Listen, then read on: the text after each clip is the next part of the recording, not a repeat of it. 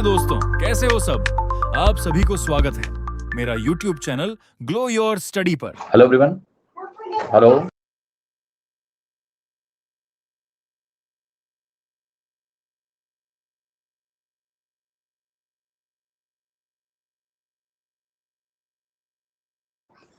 All right. Hope I'm perfectly audible. Yes.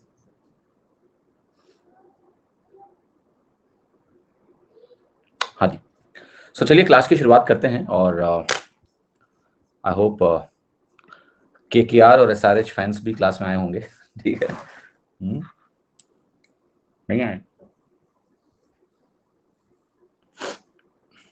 हाँ जी, कि वो प्री मैच प्रेजेंटेशन देख रहे हैं अभी। कि कौन जीतेगा?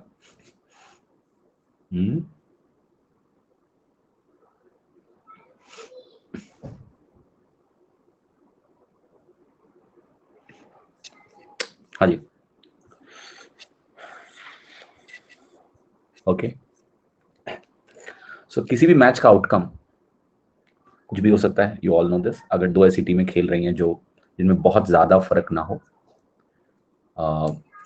अगर आपको दिल से लगता है कि कोई पर्टिकुलर टीम जीतने की संभावना ज्यादा है, वो खाली दिल से लगता है उस दिन का आउटकम कुछ भी हो सकता है। And the India versus Australia final is the great reminder where the winning prediction of India before the match was 70% and for Australia it was only 30%. So this does not matter much on the day because it's one match, any outcome is possible, or therefore just enjoy the match. ये pre analysis और post analysis देखना बिल्कुल फर्जी है. You enjoy the game and people enjoy the game just because they know it's random. Inherently you know the match is random. Okay, if you are 300% sure that your team will win, you are not going to have that much enjoyment in the match. The match should be in a way कि आपको लगे कि आपकी team भी हार सकती है, तभी मजा आएगा. ठीक. So the randomness is what we enjoy in the match and ये एनालिसिस देखने का टाइम बस बचा लो. ठीक है, that is the only request I have with you all. क्योंकि अभी वर्ल्ड कप आ रहा है, वर्ल्ड कप तो मैं भी देखूंगा. खैर, इंडिया के जो अच्छे अच्छे मैचेस हैं T20 के वो देखेंगे. सो बट एनालिसिस नहीं देखना कभी. ठीक है, और समय बचाओ. हाँ जी, चलिए लेट्स स्टार्ट द क्लास.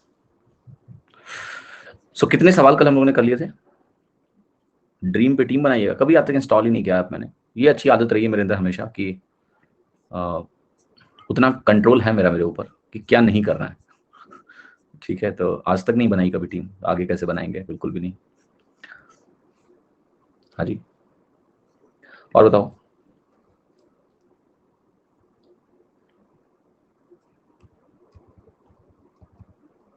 कौन सा सवाल करना है यार? कितने सवाल हो गए थे? कुछ याद है? बता दिया करो. नंबर ऑफ क्वेश्चन 35 शायद किए थे. हाँ, मल्टीपल ऑफ 5 पे रुके थे. यस, ठीक है.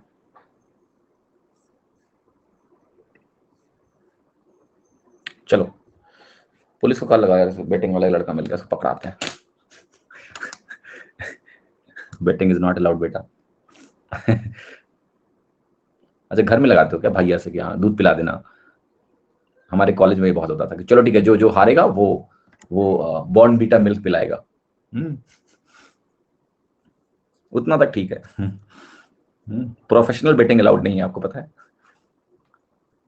चलिए, एक फ्रीक्वेंसी डिस्ट्रीब्यूशन में जो मिड वैल्यू है क्लास की वो 12 है और उसकी विड्थ 6 है, तो आपको बताना है लोअर लिमिट क्लास की क्या है.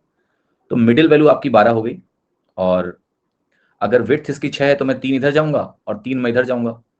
तो 12 से 3 में 15 जा सकता हूं और 12 से 3 कम करूंगा तो मैं 9 पे आऊंगा. क्या बात सभी को समझ में आ रही है? यस, कि ये सिनेरियो बनेगा और ये सिनेरियो अगर बनेगा तो 9 मेरा उत्तर हो गया, आंसर हो गया मेरा बी, क्योंकि लोअर लिमिट पूछ रहा है. तो लोअर लिमिट आपका बी हो गया. ठीक है, समझ में आया सभी को? कोई दिक्कत नहीं है ना? 37वां सवाल देखिए. 37वां सवाल कह रहा है कि जो एक सेट है 7 डिस्टिंक्ट यानी अलग अलग ऑब्जर्वेशन का जो सेट है उसका मीडियन 21.5 है.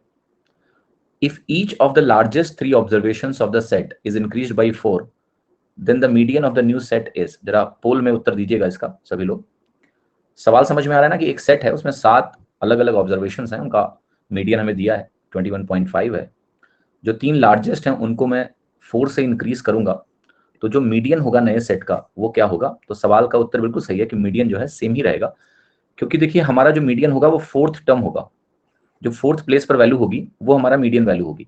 अगर आप इसके इधर की 3 वैल्यूज को छेड़ रहे हैं उससे हमारी मीडियन वैल्यू पे कोई फर्क नहीं पड़ेगा। इवन आप मीडियन टर्म के लेफ्ट की 3 वैल्यू को आप छेड़ो तो भी हमें कोई फर्क नहीं पड़ने वाला है, हमारी मीडियन वैल्यू क्या है एग्जैक्टली सेम रहेगी, क्योंकि यहाँ पर 7 टर्म होने की वजह से 7 + 1/2 यानी 8th टर्म हमारा क्या है 8/2 सॉरी 4th टर्म हमारा मीडियन है। क्लियर, समझ में आया कि नहीं? यस। तो ये आपको समझना है कि मीडियन हमारा नहीं बदलेगा, will remain the same as the original set. C option clear है। चलिए अगला ऑप्शन देखते हैं।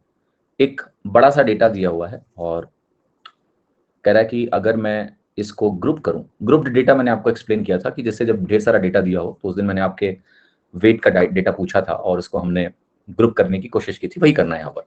तो कह रहा है कि इस तरह का डेटा है, अगर हम इसको ग्रुप करने चले जाएं 0 से 5, 5 से 10, 10 से 15 एंड सो ऑन, यानी क्लास विड्थ जो है 5 की हमें रखनी है, तो बताना है कि 20 से 25 की फ्रीक्वेंसी क्या होगी। तो हम सीधे 20 से 25 में चले जाते हैं। तो 20 से 25 की जरा फ्रीक्वेंसी बताओ कि क्या है। What is the frequency of 20 to 25? 20 से 25 की फ्रीक्वेंसी क्या होगी?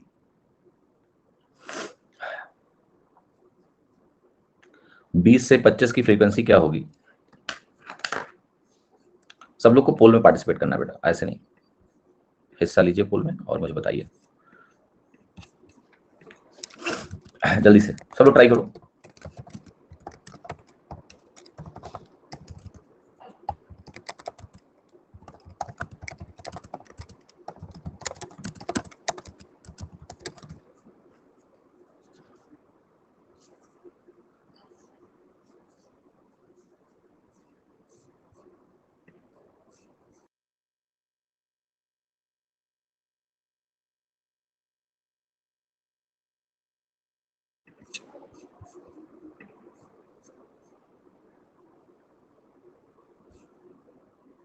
राइट।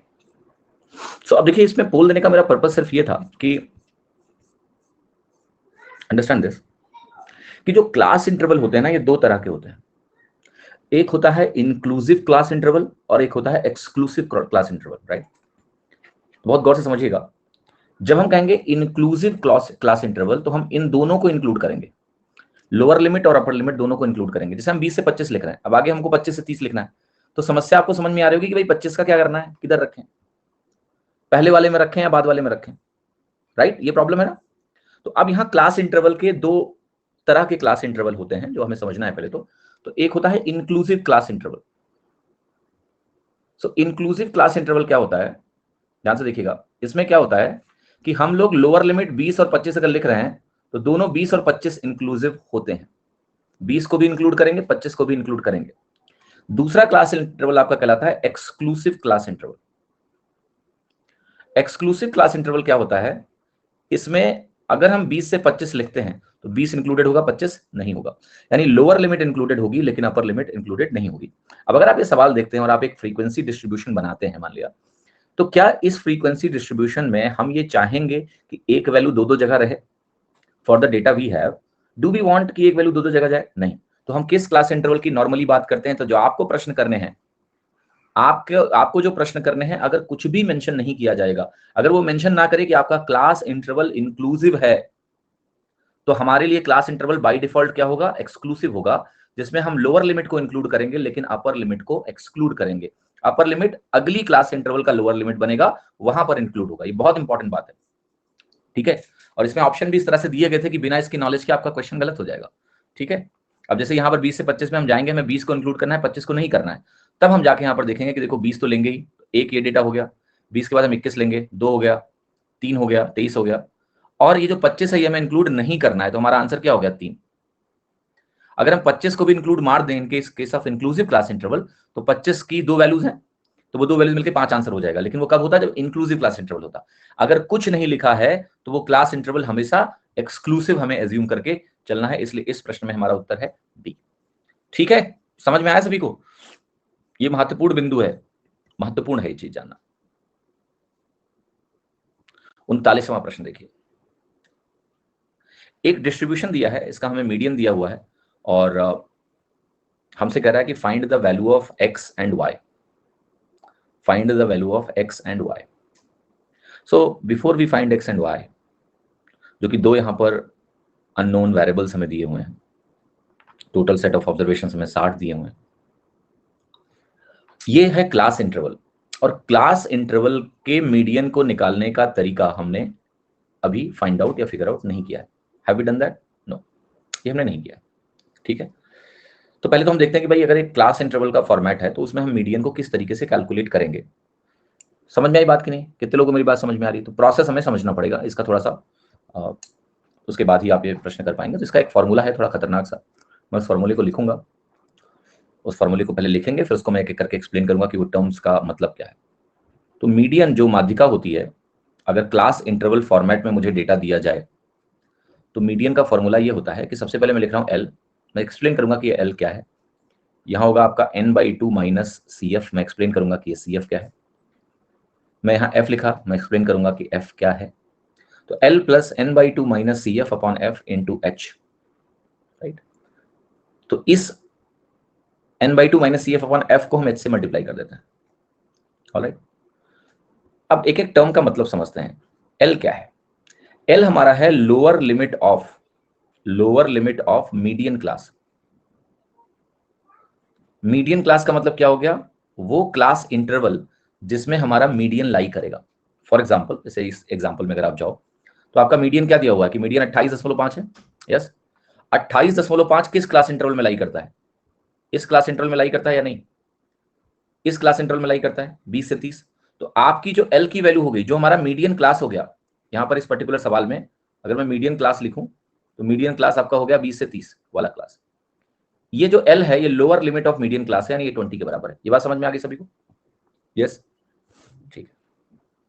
अब आते हैं एन पर। तो एन क्या होंगे आपके? Number of observations, simple.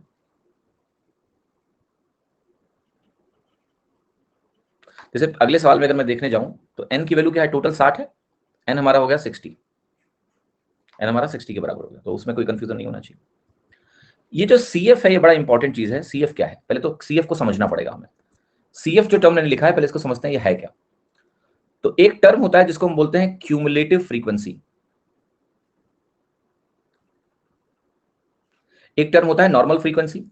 तो नॉर्मल फ्रीक्वेंसी क्या होती है? जैसे मैंने आपके सामने लिखा कि लेट से 0 से 10 के बीच में 5 लोग हैं, 10 से 20 के बीच में 10 लोग हैं, 20 से 30 के बीच में हमने कहा 8 लोग हैं, 30 से 40 के बीच में हमने कहा 15 लोग हैं, 40 से 50 के बीच में हमने कहा मान लिया 17 लोग हैं। अब क्यूमुलेटिव फ्रीक्वेंसी क्या काम करती है? फ्रीक्वेंसी समझ रहे हो क्या है? 0 से 10 तक 5 है, 10 से 20 तक 10 है। क्यूमुलेटिव फ्रीक्वेंसी को ऐसे पढ़ेंगे, 0 से 10 5 है तो 5 ही लिखेंगे। जब 10 से 20 में आएंगे यहां पर तो हम ऐसे पढ़ेंगे 0 से 20 कितने हैं? तो 0 से 20 तक टोटल देखेंगे 15, ये 10 और 5 जुड़ जाएगा। यहां जब आएंगे 30 में तो हम कहेंगे 0 से 30 कितने हो गए? तो 15 ऑलरेडी हो चुके थे, 8 और जोड़ दो 23 हो चुके हैं। 30 से 40 आओगे तो आप कहोगे 0 से 40 देखूंगा मैं कितने हैं, तो 23 ऑलरेडी हो चुके थे, 15 और जोड़ दिया, 38 हो गया। 0 से 50 कितने हैं? आप कहोगे 38 ऑलरेडी हो गए, 17 और जोड़ दो, तो 38 और 17 कितना हो गया? 55। क्यूमुलेटिव फ्रीक्वेंसी का फायदा क्या है? फायदा यह है कि जब भी हमें मीडियन का क्लास पता नहीं होगा पहले से, जैसे ये जो डेटा मैंने दिया है रैंडमली अपनी तरफ से लिखा डेटा, आपको मैंने यहां ये नहीं बताया कि मीडियन क्लास क्या है। जैसे पिछले सवाल में मीडियन की वैल्यू दी है, ये सवाल में मीडियन की वैल्यू दी है, तो आप मीडियन क्लास ढूंढ लोगे कि जिस क्लास में मीडियन लाई करेगा वो हमारी मीडियन क्लास है। लेकिन अगर मीडियन की वैल्यू पहले से ना दी जाए तो हमें मीडियन क्लास निकालना पड़ेगा, और मीडियन क्लास निकालने के लिए क्यूमुलेटिव फ्रीक्वेंसी का पता होना जरूरी है। क्योंकि जब हमने इसको टोटल करके देख लिया 55 लोग हैं, क्यूमुलेटिव फ्रीक्वेंसी की लास्ट वैल्यू क्या बताती है कि टोटल कितने ऑब्जर्वेशन है, टोटल फ्रीक्वेंसी क्या है। अब जब ये 55 आ गया तो आप कहोगे हमारा मीडियन कहां लाई करेगा? आप कहोगे 55 प्लस 1/2, यानी 28, 28th टर्म तुम्हारा मीडियम है कि नहीं है? मीडियन है कि नहीं है? यस। अगर हमारा 28th टर्म मीडियन है तो आपको पता है मीडियन क्लास कौन सी है? कैसे? क्योंकि 23 तक तो मैं 30 तक मैं 23 तक था, क्यूमुलेटिव फ्रीक्वेंसी 23 तक, यानी 23 ऑब्जर्वेशंस कवर हो चुके हैं 30 तक। अब अगर मुझे 28वां टर्म देखना है तो यहां आने के बाद आपको पता है 15 और है, यानी 38 तक जा रहे हैं। तो ये वो क्लास है जिसमें हमारा मीडियन लाई करता है, इसलिए इस क्लास को हम क्या बोलेंगे? Median class. तो आपको समझ में आ रहा होगा, क्यूमुलेटिव फ्रीक्वेंसी समझ में आ गई आपको, राइट। लेकिन जो फॉर्मूले में क्यूमुलेटिव फ्रीक्वेंसी लिखी है वो किसकी क्यूमुलेटिव फ्रीक्वेंसी पूछ रहा है? क्योंकि टोटल नंबर ऑफ ऑब्जर्वेशंस तो मैं एन से डिनोट ही कर रहा हूं। टोटल जो क्यूमुलेटिव फ्रीक्वेंसी होगी बिल्कुल लास्ट में, वो किसके बराबर होगी? वो तो नंबर ऑफ ऑब्जर्वेशंस के बराबर होगी। उसको तो मैं n से व्यक्त कर सकता था। ये जो CF लिखा हुआ है क्यूमुलेटिव फ्रीक्वेंसी, जैसे मैं आपसे बोलूं कि क्यूमुलेटिव फ्रीक्वेंसी मुझे इस क्लास की चाहिए, 10 से 20 वाले क्लास की क्यूमुलेटिव फ्रीक्वेंसी चाहिए, तो आप कहोगे 15 है। तो ये जो CF यहां लिखा हुआ है, इंटरेस्टिंगली, ये क्यूमुलेटिव फ्रीक्वेंसी आपको पता है किस क्लास की है? क्यूमुलेटिव फ्रीक्वेंसी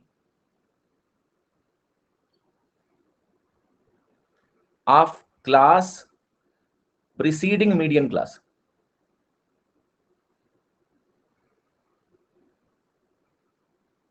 ये क्यूमुलेटिव फ्रीक्वेंसी मीडियन क्लास के पहले वाली क्लास की क्यूमुलेटिव फ्रीक्वेंसी है। आप कहोगे क्यों? क्यों में इसलिए नहीं जाना है क्योंकि मैं फॉर्मूले का डेरिवेशन नहीं कर रहा हूं, इसको बहुत अच्छे समझना।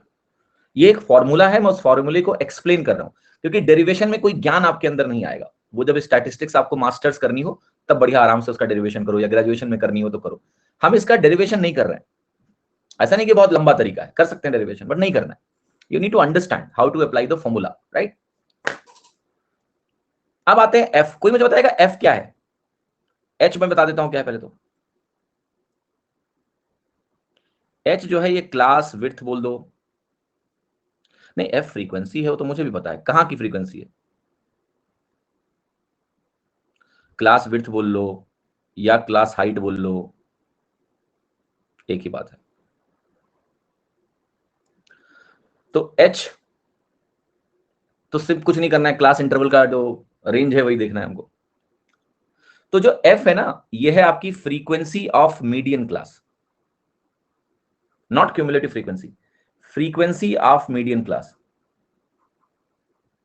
मीडियन क्लास की जो फ्रीक्वेंसी है उसको हम एफ से डिनोट करेंगे। अब देखो, इतना कुछ आपने लिख लिया सब कुछ, अब इसका एप्लीकेशन उधर मैं करवाता हूं उस सवाल में।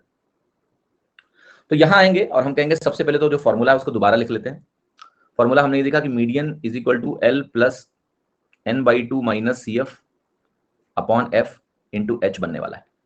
क्या क्या चीजें हमें डायरेक्टली पता है? एल पता है, एन पता है। Cumulative frequency is not known because cumulative frequency is known in terms of x and y, in terms of x हमें कहना चाहिए, राइट? तो अभी आते हैं इस पे। अगर आप क्यूमुलेटिव फ्रीक्वेंसी बनाओगे तो आप कहोगे यहाँ तो 5 ही होगा, यहाँ ये 5 प्लस एक्स आ जाएगा, आएगा कि नहीं आएगा? और मुझे इसी की जरूरत भी है, इसके आगे मत लिखना क्यूमुलेटिव फ्रीक्वेंसी, क्योंकि मीडियन क्लास मुझे पता है ये वाली है, इसके पहले वाली क्लास की क्यूमुलेटिव फ्रीक्वेंसी 5 प्लस एक्स है, वहां पर एक वेरिएबल है एक्स, तो आप इसको 5 प्लस एक्स लिख दीजिए। फिर हम आते हैं फ्रीक्वेंसी ऑफ मीडियन क्लास, ये तो 20 के बराबर है, ये भी उठा के मैंने लिख दिया। हाइट ऑफ मीडियन क्लास क्या है? मतलब हाइट ऑफ क्लास इंटरवल, ये 10 के बराबर है, 10 का गैप है, तो यहाँ पर आपने लिखा 10। अब ये सारा इस फॉर्मूले में लिख देते हैं। मीडियन हमें पता है 28.5 के बराबर है, तो मीडियन अगर 28.5 के बराबर है तो एक काम करते हैं, इस वैल्यू को हम जाके उठा के वहां पर रखते हैं। तो मीडियन बनेगा 28.5 is equal to lower limit of median class l plus n/2 कितना हो जाएगा 30 माइनस क्यूमुलेटिव फ्रीक्वेंसी क्या है 5 प्लस एक्स, तो ये 5 माइनस एक्स बनेगा अगर घटा के लिखेंगे तो।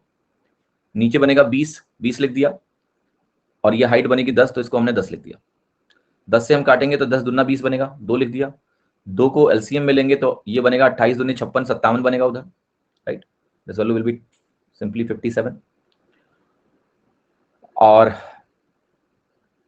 उसके बाद हम लिखेंगे और जाके कहेंगे कि ये वैल्यू हो जाएगी 40 प्लस 25 माइनस एक्स, 2 से गुणा किया 40 बनेगा, तो ये 40 प्लस 25 माइनस एक्स हुआ। यहाँ से आप x की वैल्यू निकालेंगे तो कितना आएगा 65 माइनस 57 8, x तुम्हारा 8 के बराबर आ गया। अब x जब 8 आ गया तो 8 यहाँ लिख दो, टोटल हमारा 60 बनना चाहिए, है ना? जोड़ लेते हैं, 8 5 13 और 20 33 और 15 कितना हो गया 48, 48 और 5 कितना हो गया 53, 53 और 7 कितना हो गया 60, तो y की वैल्यू कितनी आ गई 7। वैसे ऑप्शन से भी दिख रहा है कि अगर हमारा x 8 आ गया है तो y सिर्फ 7 ही दिया हो, उसके साथ 8 के साथ सिर्फ 7 ही दिया है, तो बी ही करेक्ट होगा। बट अगर आप इसको यहां से भी देखना चाहते हैं तो देख सकते हैं कि अगर मैंने x निकाल लिया तो y भी टोटल 60 आना है, तो y भी निकाल लेंगे, कोई बहुत बड़ा काम नहीं। समझ में आया सभी को?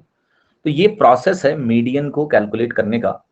अगर आपको ये फॉर्मूला ठीक से समझ में आ गया, क्यूमुलेटिव फ्रीक्वेंसी सही से समझ में आ गई, क्यूमुलेटिव फ्रीक्वेंसी मुझे मीडियन क्लास के पहले वाली क्लास की लिखनी होती है, फ्रीक्वेंसी मुझे मीडियन क्लास की लिखनी होती है, मीडियन क्लास को कैसे आइडेंटिफाई करेंगे अगर मुझे मीडियन क्लास ना दिया हो, ये सब बातें हैं जो हमें समझनी है, ठीक है? एक और बात जो बच्चों के मन में नहीं होती है, मैंने जब स्टैटिस्टिक्स को पहली बार पढ़ाया था तो मैंने एक सवाल भी ऐसा कराया था कि देखो, एक चीज समझना, मीडियन क्लास का मतलब क्या है कि इसी क्लास में मेरा मीडियन है।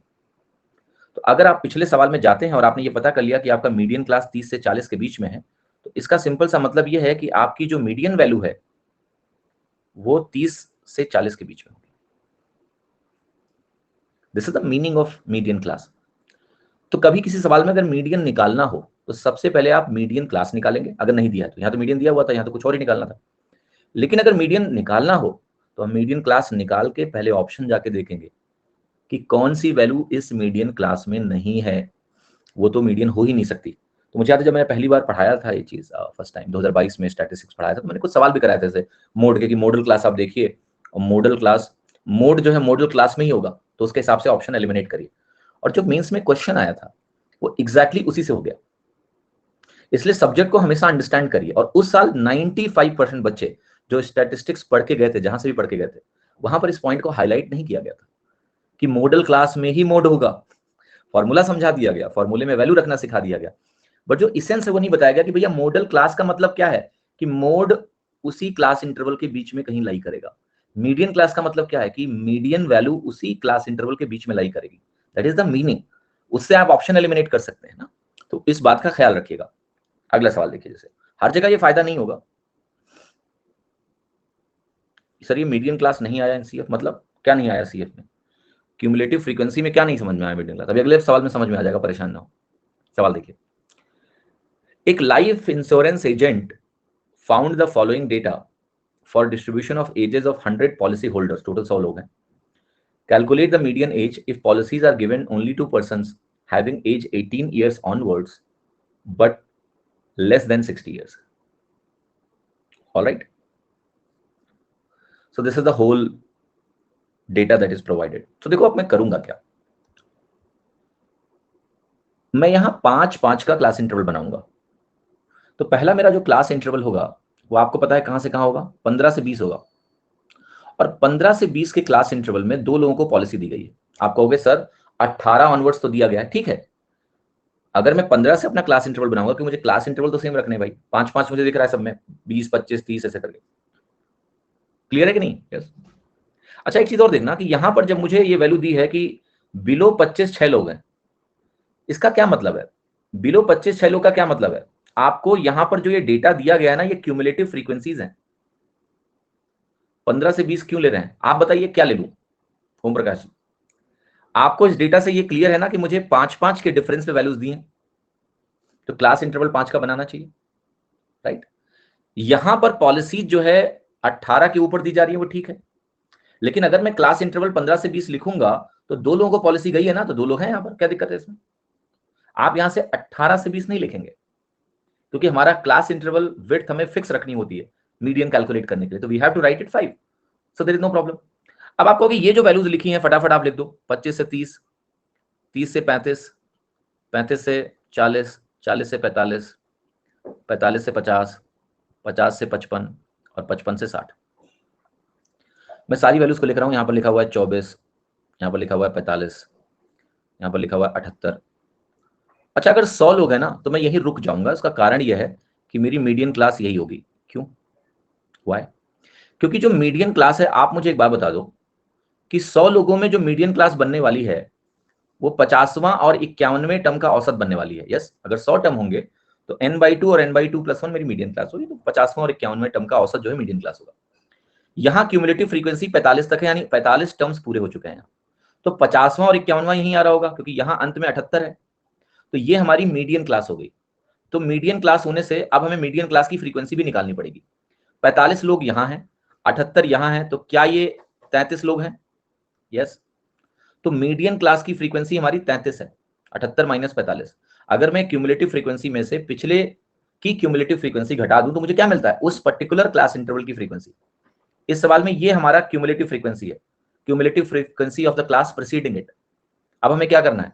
अब हमें इसको सॉल्व करना है, तो चलो सॉल्व करते हैं। आपको ये देखते ही पता है कि आपका आंसर ये दोनों नहीं हो सकते हैं। उत्तर हमारा 35 से 40 के बीच में होगा। अच्छा ए भी नहीं हो सकता है, इसलिए आंसर सिर्फ बी हो सकता है। तो जो बेसिक अंडरस्टैंडिंग है सिर्फ इस चीज की कि भाई मेरा मीडियन का वैल्यू मीडियन क्लास में ही तो होगा, उसी से देखिए आपका उत्तर लग गया। आपको कुछ सॉल्व ही नहीं करना पड़ा, आपको ये क्यूमुलेटिव फ्रीक्वेंसी वगैरह भी यहाँ देखने की आवश्यकता थी नहीं। बस ये आइडेंटिफाई करना है कि मेरा मीडियन क्लास कौन सा है। और अगर आपको मीडियन क्लास पता चल गया कि 35 से 40 वाला मीडियन क्लास है, तो मेरा मीडियन 35 से 40 के बीच में होगा, वो बी के अलावा कुछ नहीं हो सकता है, क्योंकि बी ही एक ऑप्शन है जो 35 से 40 के बीच में है। खैर, अब कैलकुलेशन पर्सपेक्टिव से चलिए निकालते हैं और देखते हैं कि हमारा मीडियन कितना आने वाला है। ठीक है, क्योंकि एक बार कैलकुलेट भी कर लेते हैं। राइट, देखिए, सो हम कहेंगे हमें जो मीडियन निकालना है, एम लिखते हैं उसको, ये है l plus n by two minus c f upon f into h. सबकी वैल्यू लिखते हैं, ये है 35 प्लस एन बाई टू की वैल्यू 100/2 50 हो गई, 50 लिख दिया। क्यूमुलेटिव फ्रीक्वेंसी आपकी 45 हो गई, घटा दिया प्रीवियस क्लास की। फ्रीक्वेंसी कितनी हो गई, 33, और क्लास हाइट आपकी 5 के बराबर है। नीचे आ जाइए तो आपको हो गया 35 बना, प्लस ये बनेगा 5 इंटू 5, ये हो गया 25, 25/33। Right, this is the value. अब आपको ये भी दिख रहा होगा कि भाई 33 का अगर मैं 8 गुना करूं तो कितना बनता है, 8 इंटू 30 240 प्लस 8 इंटू 3 24, 264। 33 इंटू 8 264 के बराबर होता है। तो ये वैल्यू नेचुरली 0.7 से 0.8 के बीच में जाएगा, 0.7 बार से 0.8 बार के बीच में। तो मैं इसको 35.7 समथिंग बोल सकता हूँ, जो कि आंसर क्या है, बी। एग्जैक्टली ये 35.76 है। अगर आपको उतना कैलकुलेट करना है तो कर लो। आप 207 बार जाइए, 231 मिलेगा, 19 बच गया, 190 है, तो 6 बार आप लगभग राउंड ऑफ तरीके से जा सकते हैं। एक्चुअली में 5 बार जाओगे, फिर एक बार और जाओगे तो कन्वर्ट होकर आपको रेशनलाइज करके वैल्यू दे देगा, तो आगे डॉट डॉट में 35.76 जाएगा। बट इतना एक्यूरेट कभी जाना ही नहीं पड़ता है। अगर आप कैलकुलेट करते हैं, ज़्यादा से ज़्यादा आपको दशमलव के एक स्थान तक जाना होगा। वैसे मीडियन वगैरह के सवाल में तो डेटा ऐसा होता है कि आप पहली 2 डिजिट देख लोगे, आपको उत्तर मिल जाएगा, आपको इतना ज़्यादा सोचने की आवश्यकता नहीं पड़ेगी। ठीक है, चलिए अगला प्रश्न देखते हैं। तो मीडियन में देखो, एक बार चीजें ठीक से समझ में आ जाएंगी तो आप बहुत आसानी से इन प्रश्नों को कर पाएंगे, मतलब कोई घबराने की बात नहीं है। बस फॉर्मूला पता हो, एक एक इंडिविजुअल टर्म्स का मतलब पता हो, तो ये बहुत ही स्कोरिंग टॉपिक है। राइट, और स्कोरिंग टॉपिक है आपके एग्जाम में, मेंस में मुफ्त के नंबर मिलेंगे आपको। 3 पॉजिटिव इंटीजर्स हैं एबीसी, इस तरीके से कि उनका औसत दिया हुआ है। ये भी दिया हुआ है कि ए से बड़ा बी है, बी से बड़ा सी है, बराबर भी हो सकते हैं। कह रहा मीडियन अगर a + 18 है तो बताना है कि लोवेस्ट पॉसिबल वैल्यू सी की क्या हो सकती है। लोएस्ट पॉसिबल वैल्यू फॉर सी,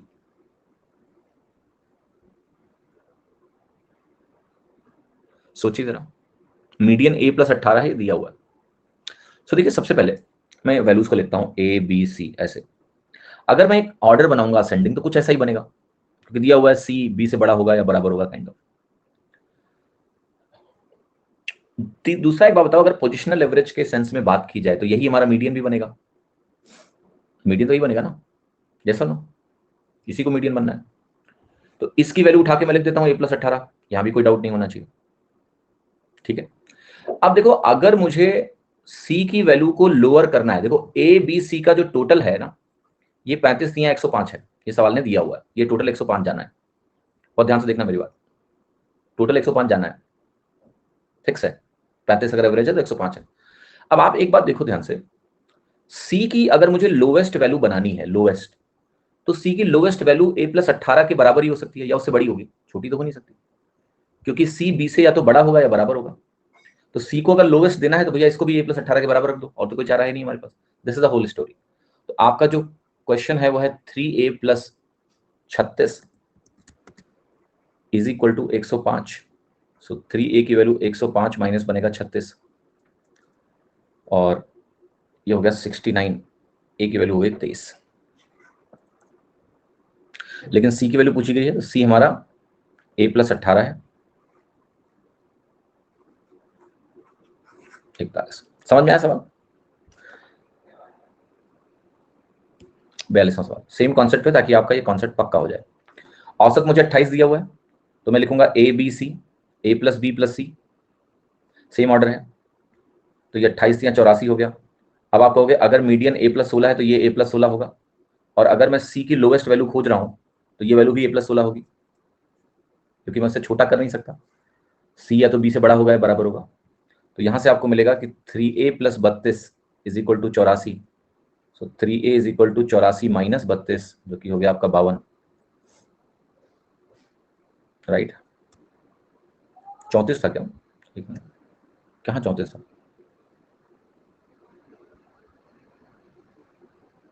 सब ठीक ही लग रहा है ना? अच्छा आंसर लिख दिया उसने, ओके, मैंने कहा क्या हो गया। हाँ जी, अब देखो यहां पर एक चीज आपको अंडरस्टैंड करनी पड़ेगी कि इस सवाल का जो डेटा है थोड़ा सा गड़बड़ है, क्योंकि देखो वैल्यू जो है ना, ए की वैल्यू नॉन इंटीजर नहीं आ सकती, ओके, बिकॉज नॉन इंटीजर का सवाल ही नहीं होता, we can not approximate, the value can not be non integer in this case. So anybody what to do, there is a way, don't worry. if this is a plus 16 which is not allowed, we will take it a plus 17 because given condition में अगर हम इसको a plus 16 लेंगे तो a plus 16 लेने पे answer नहीं आया, तो हम कहेंगे c को हम a plus 16 नहीं ले सकते हैं। c को अगर हम a plus 17 ले लें तो ये वैल्यू बन गई, a की वैल्यू 17, तो c की वैल्यू क्या होगी 17 17 34।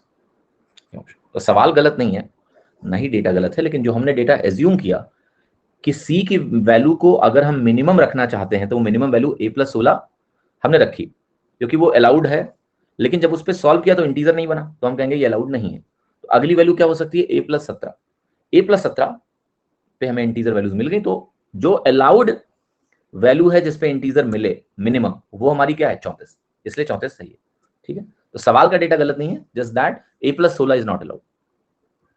43वां सवाल देखिए, यहाँ पर मोड की बात की गई है, तो पहले हम मोड का डिस्कशन कर लें थोड़ा कि मोड क्या होता है।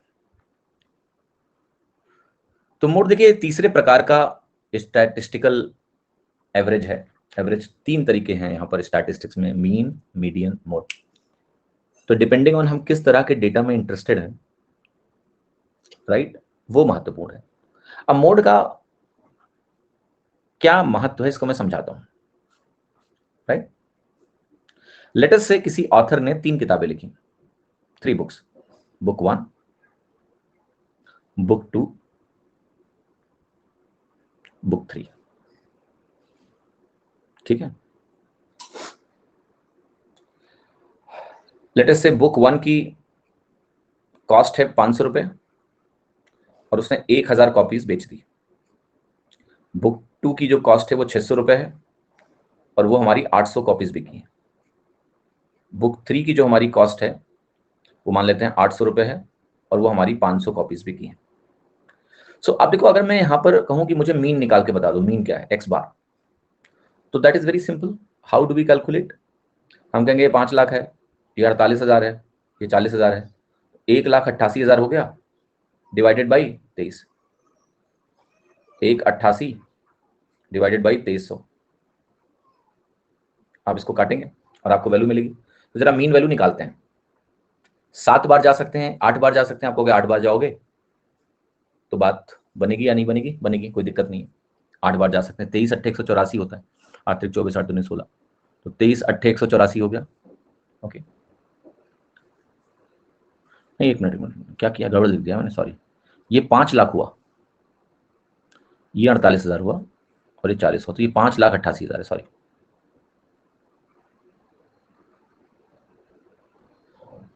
सो 5 लाख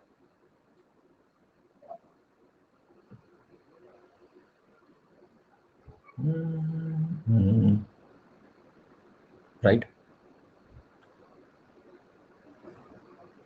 हाँ जी।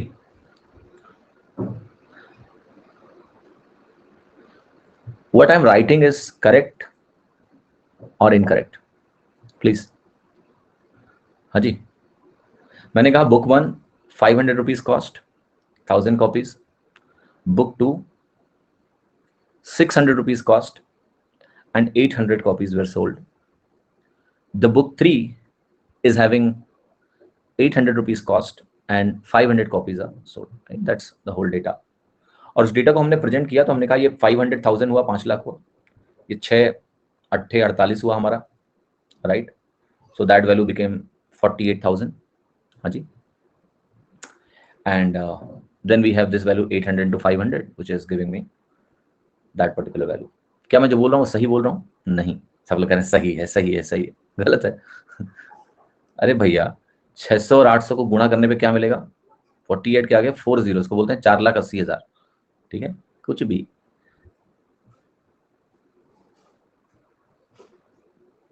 ये 400,000 है, तो ये 9,13,80,000 है यहाँ पर, राइट। 23 से मैं काटूंगा तो 23 को 6 बार लेके जा सकते हैं, 23 छक्का, तो ये 600 रुपये आ गया, आया कि नहीं आया पर हेड? हाँ जी। आप डेविएशन से भी चेक कर सकते हो, वैल्यू मैच करेगी, डेविएशन से भी आप करोगे 600 को एवरेज मान के देखोगे तो 600 ही बनेगा। तो मैं समझाने की कोशिश कर रहा हूं कि हमारी जो मीन वैल्यू है वो मीन वैल्यू कितनी निकल के आई, वो मीन वैल्यू हमारी निकल के आई 600 रुपीज। जरा मीडियन देखते हैं यहाँ पर क्या निकलेगा। तो आपको अगर मीडियन की आप बात करोगे तो टोटल 2300 है, तो अगर टोटल 2300 हमारे पास बनने वाला है, जिसमें पहले हम 1000 को रखेंगे क्योंकि वो 500 है, असेंडिंग ऑर्डर की बात है, फिर 800 को रखेंगे, फिर इस 500 को रखेंगे, तो मीडियन हमारा इस रेंज में आएगा। आपको पता है आएगा कि नहीं आएगा? तो मीडियन अगर हमारा इस रेंज में आएगा, क्योंकि मीडियन बनेगा 1150 के आसपास, 2300 टर्म्स हुए अगर, तो 1150 और 1191 टर्म का औसत, तो वो दोनों यहाँ पड़ेंगे, इसमें 1000 यहाँ तक है, फिर अगले 800 यहाँ पर है, तो हमारा मीडियन भी यहाँ 600 आ ही रहा है, मीडियन वैल्यू भी हमारी 600 रुपये निकल के आ जाएगी। चलो ये तो ठीक है। अगर हम मोड की बात करें तो मोड क्या होगा, राइट? ये कैसे 23 आया, इसका टोटल करो ना, ये 23 ऐसे ही लिखा हुआ है, इसमें 0 लगा लो, 8 5 13 और 10 23, 2300 बना लो। मोड की अगर मैं बात करूं बेटा, तो मोड का मतलब है कि कौन सी पर्टिकुलर बुक सबसे ज्यादा बिकी है, और वो बुक है 1000 वाली। समझ में आया कि नहीं? तो 1000 वाली जो फ्रीक्वेंसी है ये हमारा मोड है, और मोड मतलब ये मॉडल क्लास की फ्रीक्वेंसी बोलेंगे इसको। मोड हमारा 500 है, राइट? तो मोड बेसिकली क्या होता है, हम ये बता रहे हैं कि भाई 500 रुपए वाली जो किताब है ना वो सबसे ज्यादा बिक रही है। फ्रीक्वेंसी जिस पर्टिकुलर ऑब्जर्वेशन की हाईएस्ट होगी वो हमारा मोड है। तो मोड की रिक्वायरमेंट क्या हो सकती है, आप ऐसे समझो कि जैसे मान लिया हम पूरे इंडिया का डेटा देख रहे हो, और उस इंडिया के डेटा में हम इस चीज में इंटरेस्टेड हो कि भाई कौन सा पर्टिकुलर एज सबसे ज्यादा लोग उस एज के हैं, दैट विल बिकम एज का मोड, है ना? समझे कि नहीं? हाईएस्ट निकालना चाहते हैं कि कौन सी particular category of observation highest frequency में है, मेजॉरिटी में है, तो वो मोड कहलाता है। इससे भी बहुत सारा डीप ऑब्जर्वेशन होता है कि भाई चलो ये चीज सबसे ज्यादा, ये किताब सबसे ज्यादा बिक रही है, मतलब इस बुक को सबसे ज्यादा लोग शायद पसंद कर रहे हैं। तो मल्टीपल स्टैटिस्टिकल एनालिसिस में मल्टीपल एवरेज के इन पैरामीटर्स का यूज किया जाता है, तो मोड भी इसमें एक है। अब मीन मीडियन मोड अगर आपने सीख लिया है तो एक इनका फॉर्मूला होता है, वो भी जान लो, इस पे सवाल बनते हैं कि जो मोड होता है वो आपका होता है 3 times median minus 2 times mode. This is the formula जिसका खूब इस्तेमाल सवालों में होता है। नहीं, मोड यहाँ नहीं है, मीन, सॉरी मीन ही लिखना था, बिल्कुल सही बोला आपने, कि मोड तो उधर लिख ही चुके हैं, MEAN।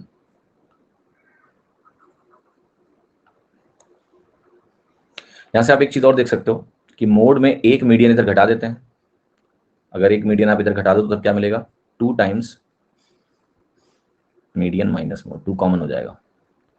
इस पे भी सवाल आता है कि मोड माइनस मीडियन बटे मीडियन माइनस मोड,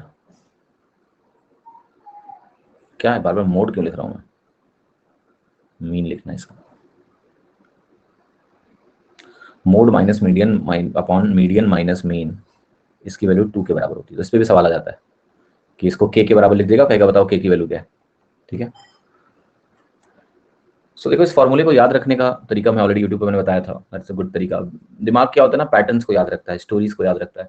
ऐसे फॉर्मूले दिमाग में अक्सर कंफ्यूजन हो जाता है कि कहाँ पर क्या लिखें, तो मैंने सिंपल सा एक तरीका बताया था। कितने लोगों को पता है कमोड? कमोड जानते हो?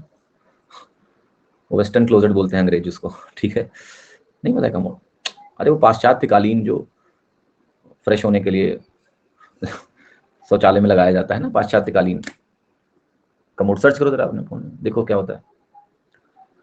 उसको वेस्टर्न क्लोजेट के नाम से भी जानते हैं, राइट? वेस्टर्न क्लोजेट, हाँ, कमोड। तो ऐसा हम लोग पखाना जाते हैं लोग उस पर बैठ के, कुर्सी की तरह बैठते हैं, जो पिक्चर में देखे होगे ना ठीक है, उसको कमोड बोलते हैं, उसका एक नाम कमोड भी है, कमोड। सो कमोड रिजेंबल्ड मोड, ठीक है। अब यूजुअली लोग आज की दुनिया में क्या करते हैं, कमोड पे जाके फोन लेके जाते हैं अपना, यू नो दैट, आप में से कई लोग होंगे जो फोन लेके जाते होंगे। फोन लेके वहां जाके क्या करते हैं लोग, मीम देखते हैं, है ना, वहां पर बहुत सारे मीम्स देखते हैं। तो मीम देखो, ये मी और मीम, राइट। तो मी से शुरू होने वाला मीम में एक मीडियन हो गया, एक मीन हो गया। अब कौन पहले आएगा और कौन बाद में आएगा ये भी समझा देता हूं। तो मीडियन बड़ा शब्द है, ज्यादा लेटर्स मीडियन बनाते हैं, और मीन में 4 ही लेटर हैं, कम है। तो ज्यादा वाला पहले आएगा, कम वाला बाद में आएगा। ज्यादा वाले के साथ बड़ा कॉफिशिएंट आएगा 3, और जिसके लेटर्स कम है उसके साथ कम वाला कॉफिशिएंट आएगा 2, और बीच में घटा देना है। अब ये तुम भूल नहीं पाओगे। Can you forget? कितने लोग फोन लेके जाते हैं? ऑनेस्टली बता, कोई बीमारी नहीं है इसमें, मतलब प्रॉब्लम नहीं है, लेके जाते हो फोन अंदर। एवरीवन टेक्स इट वंस और वाइल, मैंने भी गलतियां करी हैं, ऐसा नहीं है, क्योंकि लगता है वहां खाली टाइम है, बढ़िया फोन यूज करो। But then I stopped very quickly because I thought, no, wandering mind is better than a mind always engaged in screen activity. So I don't take it anymore. मैं mock देता हूं, बैठ के commode में mock देते हो तुम, है? ऐसा मत करो, जीएस का मॉक मत करो, ये सब इसकी जरूरत नहीं, इतनी मेहनत की आवश्यकता नहीं है कंपटीशन निकालने के लिए बेटा, ठीक है? रिलैक्सेशन का भी बहुत पर्पस होता है।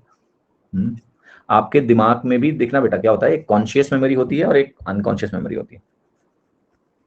कॉन्शियस मेमोरी बहुत लिमिटेड है, इट्स नॉट अनलिमिटेड। तो उसको थोड़ा फ्री छोड़ के ना, बीच बीच में थोड़ा उसको भी खाली होने का मौका दिया करो। जब तुम पेट खाली कर रहे हो ना, तो थोड़ा सा दिमाग को भी खाली होने दो। हमेशा 100% टाइम कुछ ना कुछ पढ़ते रहना भी अच्छी बात नहीं, ठीक है? चलिए, तो फॉर्मूला याद हो गया ना कि कमोड पे बैठे थे आप, मीम देख रहे थे, और मीम में एक मीडियन हो गया, एक मीन हो गया। मीडियन बड़ा शब्द है तो उसके साथ बड़ा कॉफिशिएंट आएगा 3। मोड छोटा शब्द है तो उसके पहले छोटा वाला कॉफिशिएंट आएगा 2, और घटा देना है। तो mode is equal to 3 median minus 2 mean, ठीक है? समझ में आया कि नहीं? यस। तो ये फॉर्मूला ध्यान रखिएगा। अब देखिए, मोड की बात करते हैं। सवाल है इसमें, कह रहा है इसका मोड निकाल दो। मोड निकालते समय देखिए एक बात का और ख्याल रखिएगा, ठीक है, कि मोड कोई जरूरी नहीं है। देखो, जब आप मीडियन निकालने जाते हो तो मीडियन की एक सिंगल वैल्यू आती है कि नहीं आती? यस और नो? सिंगल वैल्यू मीडियन की आती है हमेशा, राइट? 2 टर्म्स अगर मिलते हैं, मान लिया इवन नंबर ऑफ टर्म्स होते हैं, तो हम कहते हैं जैसे 100 आया, मान लिया टोटल ऑब्जर्वेशन 100 है, तो हम 50वां और 51वां टर्म उन दोनों का औसत निकाल के बोलते हैं कि देखो ये हमारा मीडियन है। मोड में ऐसा नहीं होता है। मोड में हो सकता है 2 ऐसी संख्याएं हो जिसकी फ्रीक्वेंसीज बराबर हो, तो ऐसे संख्याओं को हम बोलते हैं बाई मॉडल। हम कहते हैं जो डेटा सेट हमें दिया गया है वो बाई मॉडल है, यानी इसके 2 मोड्स हैं। बाई मॉडल कब होगा? जब 2 हाईएस्ट फ्रीक्वेंसीज 2 डिफरेंट डेटा को पॉइंट करें, तो हम कहेंगे हमारा मोड 1 नहीं है, 2 है, बाई मॉडल है। ऐसे ट्राई मॉडल हो जाएगा, 3 मोड हो जाएंगे। बट हम फाइनल मोड निकालने के लिए उनका औसत नहीं निकालेंगे। वी विल से ये बाई मॉडल है और इसके दोनों मोड वैल्यूज ही हैं, ठीक है? तो जैसे इस सवाल में ऐसा कंफ्यूजन नहीं है। आप यहां साफ साफ देखो तो 1/8 की फ्रीक्वेंसी हाईएस्ट है क्या? नहीं। यहाँ 1/8 कितनी बार है? 2 ही बार है, सॉरी, 1/8 नहीं है। 2/3 कितनी बार है? 1 2 3। और कोई इसके कंपटीशन में नहीं है, right? Nobody is in the competition. तो 2/3 का 3 टाइम्स आया, तो क्लियरली ये यूनी मॉडल है, मतलब एक ही मोड है, यूनी मॉडल बोलेंगे, एक ही मोड है। और ये 3 बार आया तो 2/3 हमारा मोड हो गया। आपका आंसर हो गया सी। क्लियर है? यस और नो? हाँ जी, बोलिए हाँ, तो आगे बढ़ू मैं। अगले प्रश्न में आपको मोड निकालना है। वैल्यू दी है कुछ खतरनाक, 2 cube x y z x square x cube. तो यहाँ देखिए ऑप्शन से हिंट लो पहले कि 4 जो ऑप्शन में वैल्यूज दी हैं उनकी फ्रीक्वेंसी को चेक कर लेते हैं जाके। तो ए एक्स स्क्वायर देखो कहाँ कहाँ दिया हुआ है आपको, कि 1 बार दिया हुआ है, 2 बार दिया हुआ है, बस। तो इसकी फ्रीक्वेंसी 2 हो गई, लिख लो। एक्स स्क्वायर कहाँ कहाँ दिया? 1 बार, 2 बार, 3 बार, 4 बार, 4 ही बार है ना, तो इसकी फ्रीक्वेंसी 4 हो गई। जेड एक्स क्यूब कितनी बार है? आपको 1 बार भी नहीं दिख रहा है मुझे, तो यहाँ पर जेड एक्स क्यूब कहीं नहीं दिख रहा है। बी एक्स क्यूब कहीं है क्या? हाँ, 1 बार है ये, 1 बार यहाँ, 1 बार यहाँ, 1 बार यहाँ, 3 बार है, बाप रे। जेड एक्स क्यूब नहीं था, जेड एक्स स्क्वायर था 1 बार, तो उसकी जरूरत नहीं थी हमें। तो आपका जो मोड बन गया वो एक्स स्क्वायर बन गया अभी। तो यहाँ पर ऑप्शन से हिंट लेना पड़ेगा आपको, वरना ऐसे तो खोजने में तो पागल हो जाओगे। ऑप्शन देखो, उसकी फ्रीक्वेंसी चेक करो, जिसकी हाईएस्ट है वो आंसर, ठीक। 45वां सवाल देखिए। 7 स्टूडेंट्स के जो मार्क्स हैं वो 43, 44, 65, 41, 53, 65, 62 है। इस डेटा का मोड वैल्यू क्या है। तो देखो सिंपली कि 65 हमारा कितनी बार आया, 2 बार आया। बाकी कोई डेटा है जो 2 बार आया है, नहीं। तो 65 हमारा मोड हो गया, यूनी मॉडल है, सिंगल मोड है, और 65 हमारा मोड हो गया। ठीक है, क्लियर। 46 देखिएगा, यहां पर आपको मोड निकालना है, एक डेटा दिया हुआ है उसका, लेकिन यहां कोई क्लास इंटरवल का मामला नहीं है, तो आसानी से निकल जाएगा। नहीं, मोड में कोई इंक्रीजिंग ऑर्डर नहीं होता है बेटा, वो मीडियन होता है। मोड में कैसा इंक्रीजिंग ऑर्डर, मोड में तो आप हाईएस्ट फ्रीक्वेंसी देख रहे हो ना, कि कौन सा डेटा सबसे ज्यादा बार आया है, तो वो तो कहीं भी वो ढूंढ लोगे ना आप, कितनी बार आया है ढूंढना है, उसमें इंक्रीजिंग और डिक्रीजिंग ऑर्डर का कोई मतलब नहीं। डिनोमिनेशन दिया कि 10 रुपए की नोट, 20 रुपए की नोट, 5 रुपए की नोट, और कितने नंबर ऑफ नोट्स हैं वो भी दिया है। तो नंबर ऑफ नोट्स का मतलब हो गया फ्रीक्वेंसी। तो कह रहा है आपसे कि आपको बताना है कि मोड क्या है। तो यहाँ मोड है 20, हाईएस्ट फ्रीक्वेंसी किसकी है, 20 की, और कितनी वैल्यू है 20, इसलिए भी इस 20 की, ये 20 आंसर नहीं है, इस 20 की वजह से ये 20 आंसर है। तो value of mode is the denomination, that is 20 rupees, and frequency चूंकि हाईएस्ट थी, उसकी रिस्पॉन्डिंग वैल्यू 20 है, तो 20 हमारा आंसर होगा। ठीक है, अब देखो ये सवाल आपके सामने आया, ये सवाल जैसे ही सामने आया तुम्हारे सामने, बिना कुछ के आपको पता है एक फॉर्मूला चाहिए, यहाँ भी हमें उसको देखते हैं कि फॉर्मूला क्या होगा। बट बिफोर दैट आप एक चीज तो कह सकते हो, ये क्लास इंटरवल है, इस क्लास इंटरवल की फ्रीक्वेंसी हाईएस्ट है, तो ये हमारा क्या कहलाएगा, ये कहलाएगा मॉडल क्लास, कि मोड इसी क्लास में है। और अगर मोड इसी क्लास में है तो 4000 से 5000 के बीच में होगा, तो ये नहीं होगा। हाँ, बाकी 3 ऑप्शन 4000 से 5000 के बीच में है, तो हम बगैर फॉर्मूले के तो ये प्रश्न नहीं कर पाएंगे, हमें फॉर्मूला जानना पड़ेगा। तो फॉर्मूला ढूंढते हैं भाई कि फॉर्मूला इसका क्या है। और इसमें भी कुछ एक खतरनाक सा फॉर्मूला है जो आपको रटाना पड़ेगा, और आपको रटना पड़ेगा, there is no other way out. But घबराना नहीं है, ठीक है। सबसे पहले मैं फॉर्मूला लिखूंगा, और फिर उस फॉर्मूले का मैं एक्सप्लेनेशन लिखूंगा, ठीक है। तो मोड की जो वैल्यू होती है ना, एक नए पेज में ले लेते हैं, यहां पर मैंने लिखा मोड, और मोड की जो वैल्यू है वो है L plus F1 minus F0 upon 2 F1 minus F0 minus F2, right. अभी मैं एक्सप्लेन करूंगा तो आपको और बेहतर समझ में आएगा कि ये क्या है। And then into we have a class interval, that's it, यही फॉर्मूला है, राइट। अच्छा, एक चीज ध्यान रखना कि ये जो F1 F0 है, अगर आप कहीं और किसी बुक में पढ़ोगे तो मे बी वहां उन्होंने FI यूज किया हो, या F1 F2 F3 यूज किया हो, FM F1 F2 यूज किया हो। तो ये डिपेंड करता है कि टर्मिनोलॉजीज थोड़ा सा बदल के लिखी जा सकती है, बट उससे आपको घबराने की आवश्यकता नहीं है, दैट्स वेरी सिंपल। बिना फॉर्मूले के हो सकता है क्या? देखो मैंने क्या बोला कि कुछ चीजों में फॉर्मूला याद करना बेहतर है, क्योंकि एग्जाम में देखो फॉर्मूला क्या है, formula is numbers generalise, numbers को जनरलाइज करने से फॉर्मूला आता है, आपको पता है। परंतु हर चीज ना नंबर्स के स्वरूप में किया नहीं जा सकता है, उतना टाइम नहीं होता है। समझ में आया कि नहीं? तो इसलिए कुछ सवालों के लिए भैया फॉर्मूला रट लो, जैसे क्लास इंटरवल में मोड निकालने का फॉर्मूला पता होना चाहिए। ये अरिथमेटिक नहीं है, ये स्टैटिस्टिक्स है जिसमें हमें फॉर्मूला चाहिए, ठीक है। Because you can't do it like this. जैसे आपका जो नॉर्मलाइजेशन होता है एग्जाम का, उसका फॉर्मूला आप देखो, उसमें स्टैंडर्ड डेविएशन वेशन सब यूज होता है। तो we cannot do it like कि without using that formula you cannot have the normalization done. तो कोई बहुत खतरनाक फॉर्मूला नहीं है, सिंपल है, आसान पड़ेगा आपको। क्योंकि जब क्लास इंटरवल है और सिंगल डेटा, उनमें बहुत फर्क होता है। ओके, तो जरा देखते हैं इसमें क्या क्या मामला है। आपको समझ में आया होगा कि भाई एल की वैल्यू क्या है। एल है लोअर लिमिट किसका, किसका लोअर लिमिट, मॉडल क्लास का। तो जो मॉडल क्लास निकलेगी उसका लोअर लिमिट एल है। F0 बड़ा इंटरेस्टिंग है। क्या है F0? क्या है F0? F0 कोई बताएगा क्या है?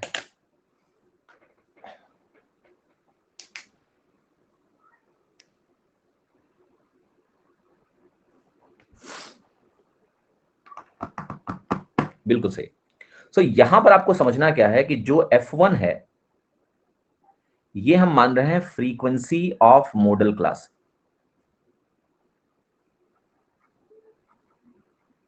मैं F1 बोल रहा हूं कि ये मेरी मॉडल क्लास की फ्रीक्वेंसी है, और F0 क्या हो जाएगी कि frequency of class preceding model class.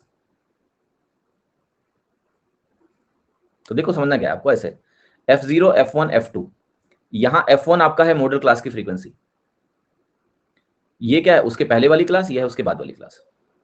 F2 है हमारी frequency of class succeeding model class.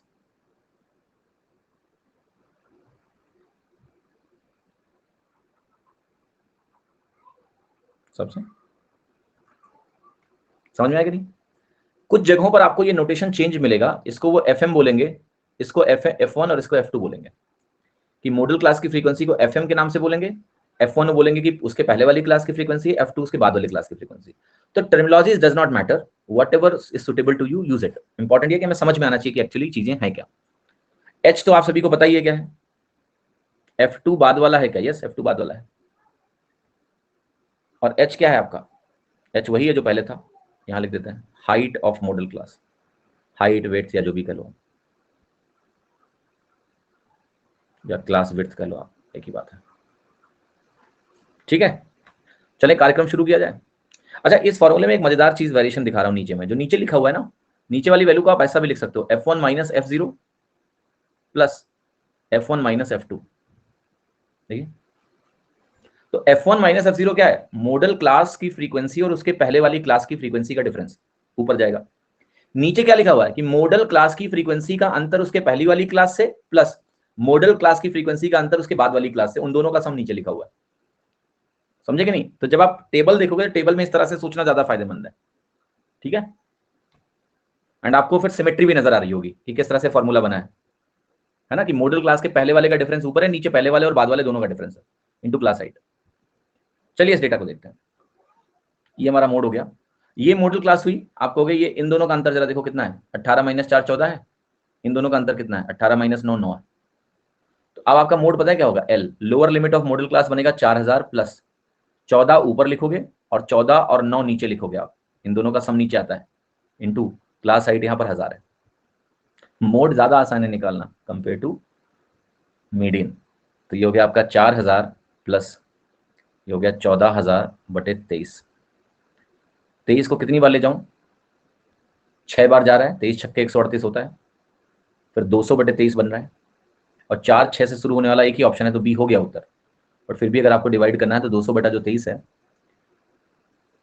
आप कहोगे कि जरा थोड़ा सा और काट लिया जाए, तो 2 बचा है, एक जीरो लगाएंगे, 20 से 200 बन जाएगा। अब 8 बार और जा सकते हैं, तो 8 बार जाएंगे तो 184 बना, 16 बचा, 160 हुआ। 7 बार और चले जाओ 10 लगा के, 608.7 हो गया, 4608.7। आप चाहते तो इसको ऐसे भी लिख सकते थे, देखना ध्यान से, 14 बटे 2 इंटू 18 माइनस 14 माइनस 9, मतलब 2F1 minus F0 minus F2, sorry 2 into 18 minus 4 minus 9। But ये मुझे ज्यादा सुटेबल लग रहा है, अगर मैं डेटा ऐसे देख रहा हूँ ना, देन इसको सब्ट्रैक्ट करके सीधे 18 माइनस 4 कर लेना और 18 माइनस 9 कर लेना, 9 14 ऊपर रखना, 14 9 23 रखना नीचे, वो ज्यादा सुटेबल है, ज्यादा फास्ट है। देन ये लेके घटाना, ठीक है, समझ में आएगा नहीं? तो यूज इट जो मैंने आपको बताया। अगला सवाल देखते हैं, क्वेश्चन नंबर 48। एक स्टूडेंट ने नंबर ऑफ कार्स नोट किया passing through a spot on the route for 100 period each of 3 minutes and summarise it in the table given below, find the mode. इसका टोटल ये बोल रहा है 100 होगा frequency का, जिसकी हमें कोई जरूरत नहीं है। आपने देखा होगा मोड के फॉर्मूले में नंबर ऑफ ऑब्जर्वेशन की कोई नीड ही नहीं है, ठीक है, मीडियन में होता है, मीन में होता है, मोड में नहीं चाहिए हमको। हमारा हाईएस्ट फ्रीक्वेंसी का इंटरवल साफ साफ हमें दिख जाएगा 20, क्यूमुलेटिव फ्रीक्वेंसी नहीं निकालनी यहाँ पर मीडियन की तरह। तो मोड निकालना इसलिए आसान है, lower limit of median class model class क्या हो गई? 40। हाइट क्लास इंटरवल क्या हो गया? 10। आपका जो F1 है वो हो गया 20, आपका F0 है वो हो गया 12, आपका F2 हो गया 11। आप वैसे जानते हो कि हम इसका अंतर निकाल लेते हैं 8, इसका अंतर निकाल लेते हैं 9, तो हम सीधे लिखेंगे 40 प्लस 8 बटे 17 इंटू H जो कि है 10। हो गया आंसर। तो 40 प्लस 80 बटे 17, और 40 से 50 के बीच में आंसर होना था, तो ये नहीं होना था, वो तो आपको पता ही होगा। तो इसको अगर आप काटोगे तो 17 चौके 68 बनेगा, तो 44 पॉइंट समथिंग समथिंग आएगा, 17 चौके 68, आंसर हो गया सी। ठीक है, आंसर हो गया आपका सी। क्लियर है सभी को? 49वां सवाल देखिए, एक एक्सप्रेशन दिया हुआ है, आपको इसकी वैल्यू पूछी जा रही है और डेटा सेट आपके सामने दिया हुआ है। इस डेटा सेट से आपको मीन, मीडियन और मोड की वैल्यू निकालनी है, राइट, और निकाल के यहाँ रख देना और आंसर निकाल लेना है। तो आप कहोगे मीन कितना बनेगा आपका? What is the mean? पता है आपको, इस तरह के एक्सप्रेशन के मीन का एक फॉर्मूला होता है, किसी को याद है? छोड़ो अभी नहीं बताऊंगा, पूछता हूँ। 1 एक बार है, 2 2 बार है, 3 3 बार है, 4 4 बार है। इसके मीडियन का इसके मीन का फॉर्मूला होता है एवरेज में। Anybody remembers the formula? उस पर सवाल आ चुका है आपके एग्जाम में? नहीं आया तो आ जाएगा, याद होना चाहिए। चलो मैं आता हूँ उस पर, खैर पहले सवाल सॉल्व कर लेते हैं। नहीं, नॉर्मल से आप सॉल्व कर लोगे, वो इस सवाल के लिए मैं बात ही नहीं कर रहा हूँ। मैं तो पूछ रहा हूँ कि इस पैटर्न का आपको पता है कि मीन क्या होता है? क्योंकि अगर एग्जाम में सवाल आ जाए कि ऐसे एक्सप्रेशन को मैं लेके 10 तक चला जाऊँ तो क्या आंसर होगा, उस परस्पेक्टिव से पूछ रहा हूँ मैं। एनीवे, सो मीन निकालोगे आप तो आप कहोगे यहाँ पर 4 1 5 9 5 14, 14 और 16 30, 30 बटे डेटा कितना है? 3 3 6 4 10, तो मीन हो गया आपका 3, राइट। मीडियन हो गया आपका, मिडिल वैल्यू जिसको कहेंगे, तो 10 वैल्यू है तो 5वां टर्म, 6वां टर्म की बात होगी तो 3 ही ये भी आ जाएगा। 3 3 है तो 3 का औसत 3 ही होगा। मोड यहाँ पर 4 है, 4 टाइम्स आया है, मोड यहाँ पर 4 है। तो आपका जो डेटा बनेगा वो ऐसा बनेगा कि 3 into mean 3, 2 into mode 4 minus 6 into median 3, तो 3 3 का 9, 4 दूनी 8 माइनस 18 माइनस 1, आपका आंसर हो गया सी। ठीक है, तो मैं जिस फॉर्मूले की बात कर रहा था, खैर वो फॉर्मूला आप जान लीजिए कि अगर कभी भी आपको ऐसा टर्म दिया जाए 1 एक बार, 2 2 बार, 3 3 बार, 4 4 बार, इस तरीके से 4 4 बार, एंड डॉट डॉट जाएं और यहाँ पर हम कहें n हमारा n बार है, कितनी बार? n टाइम्स है। इसका जो एवरेज बनता है ना आपका, ये बनता है 2n प्लस 1/3।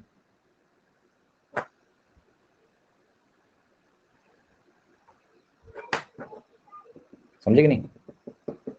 2n प्लस 1/3 क्यों बनता है? क्योंकि अगर आप सम निकालने जाओगे ना इसका, तो सम ऐसा बनेगा, 1 एक बार है तो टोटल 1 है, 2 अगर 2 बार है तो टोटल क्या है? 2 इंटू 2 है 4 है, 3 अगर 3 बार है तो उसका टोटल 3 स्क्वायर है, 4 अगर 4 बार है तो 4 स्क्वायर बन जाएगा टोटल, तो इसका टोटल इतना बन जाएगा सम। तो सम की वैल्यू आ जाएगी n n plus 1, 2n plus 1/6। लेकिन जो नंबर ऑफ टर्म्स हैं वो n नहीं है, यहाँ पर ध्यान से देखना।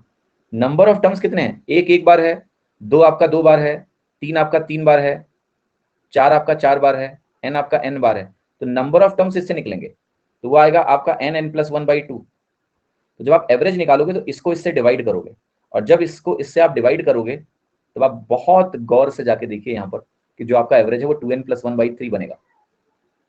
तो आपके इम्तिहान में सवाल आ सकता है सीधे कि मान लिया ऐसी सीरीज लिखे n की वैल्यू 10 हो, 10 10 बार, और बोले कि बताओ औसत क्या होगा, तो 10 दूना 20 और एक 21/3, 7 आपका आंसर हो जाएगा। ठीक है, समझ में आया कि नहीं? तो you need to know this, because exam में प्रेशर में इतना चीजें सोचना थोड़ा सा मुश्किल हो जाता है। तो ये नोन पैटर्न है, और ये अगर नोन पैटर्न है तो ये वैल्यू आपको सभी को मालूम होनी चाहिए। यस और नो?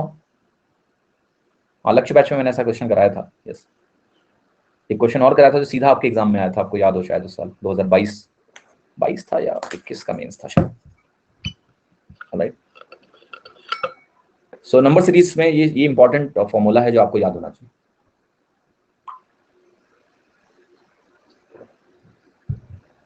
इस बैच में भी हुआ होगा, जरूर हुआ होगा। ये देखिए सवाल, इसका डेटा थोड़ा डिफरेंट है, 2 2 बार है, 3 3 बार है, 4 3 ही बार है। तो जरा इसकी वैल्यू निकालिए आप।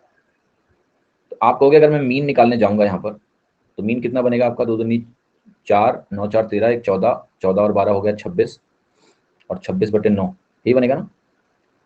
1 2 3 3 6 3 9। यस, अगर मैं यहाँ मीडियन निकालूंगा तो मीडियन की वैल्यू क्या आएगी? आप कहोगे 9 टर्म है तो 5वां टर्म हमारा मीडियन बनेगा, तो दैट इज क्लियरली 3। अच्छा, मोड का यहाँ पर मामला थोड़ा सा गंभीर है, राइट। मोड का मामला यहाँ गंभीर यह है कि यहाँ पर मोड हमारे 3 और 4 दोनों है, क्योंकि 3 भी 3 बार है, 4 भी 3 बार है। ये बाई मॉडल है, this value is by model, right. This value is not यूनिमोडल, it's by model value. अब देखो, अगर इस सवाल को करना ही है तो क्या करेंगे? मोड हम किसको कंसीडर करें? इस बात को समझिएगा। एक्चुअली में यहाँ गड़बड़ी क्या हुई है मैं बता रहा हूँ। इस सवाल में भी 4 4 बार होना चाहिए था, पिछला वाला सवाल का ही डेटा है, लेकिन टाइपिस्ट भाई साहब थोड़ा सा कहते हैं ना कि वो जोश में होश को बैठे हैं और कुछ नहीं हुआ है। ठीक है, तो लेट मी करेक्ट दैट। यहां पर आप इसको थोड़ा सा चेंज कर लें, यहाँ 4 को आप 4 बार लिखिए, राइट। अब आप इस सवाल को करिए, तो आपको पता है कि मीन अगर मैं निकालूंगा तो उस फॉर्मूले से ही निकाल लो आप, 2n+1/3, तो ये 9/3 3 के बराबर आ जाएगा, जो अभी निकाला ही था हमने। अगर आप मीडियन निकालोगे तो मीडियन भी आपका 3 आएगा, मोड आपका 4 आएगा। 4 into mean is 4×3=12, 2 into mode is 8, minus 8 into median is 24, 20 - 24 -4 है, तो आपका आंसर है सी। ठीक है, तो सी उत्तर सही होगा, ये ध्यान रखिएगा। 4 यहाँ पर 4 बार होना चाहिए, 3 बार नहीं। अब देखो यहाँ पर कह रहा है, एक सवाल दिया है कि अगर हमारा मीडियन और मीन 36 और 35 हैं, तो आपको बताना है मोड कितना होगा। तो आपने अभी फॉर्मूला देख रखा है यार कि मोड बराबर क्या होता है, 3 मीडियन माइनस 2 इंटू मीन, तो 108 - 70, 108 में अगर आप 70 घटाओगे तो आपको मिलेगा 38, तो आपका आंसर हो गया बी। सिंपल सा वही फॉर्मूला लगाया मैंने, 3 median minus twice of mean. ठीक, क्लियर है? यस। बाय कह रहा है मीन की वैल्यू 3 मीडियन माइनस मोड बटे पी के बराबर है, तो आपको बताना है पी की वैल्यू क्या है, what is the value of P. तो एक बात आप बताओ कि ट्वाइस ऑफ मीन किसके बराबर होता है। अगर मैं 2 मीन को लेफ्ट हैंड साइड में लाऊं तो ये बनेगा 3 मीडियन माइनस मोड, बनेगा कि नहीं बनेगा? यस। और अगर मैं यहां से 2 हटा दूं तो ये वैल्यू बाई में 2 बना देगा, तो यहां से पी की वैल्यू 2 आ गई, पी की वैल्यू 2 आ गई, तो आंसर क्या हो गया? बी। ठीक है कि नहीं? यस, सिंपल है। यह सवाल देखिए, कह रहा है एक सिस्टमिक सिमेट्रिक डिस्ट्रीब्यूशन है, so the empirical relationship between mean, median और मोड क्या होगा। सिमेट्रिक डिस्ट्रीब्यूशन में मीन, मीडियन, मोड सब बराबर हो जाते हैं। This is the meaning of symmetric distribution. कुछ इस तरह का डिस्ट्रीब्यूशन हो कि परफेक्टली सिमेट्रिक हो, बेल कर्व डिस्ट्रीब्यूशन इसको बोलते हैं, राइट, लाइक दिस। इसको बोलते हैं bell curve distribution, perfect distribution, symmetric distribution. तो यहाँ पर जो मीन वैल्यू है, मीडियन वैल्यू है, मोड है, सब एक ही जगह आता है, एक सेम प्लेस। तो जब मीन, मीडियन, मोड सब बराबर होते हैं तो वो कहलाता है symmetric distribution, symmetric distribution, right. तो यहाँ पर कोई कंफ्यूजन नहीं होना चाहिए आपको, मीन, मीडियन, मोड सब बराबर, तो इसको हम बोलेंगे कि ये हमारा एक सिमेट्रिक डिस्ट्रीब्यूशन।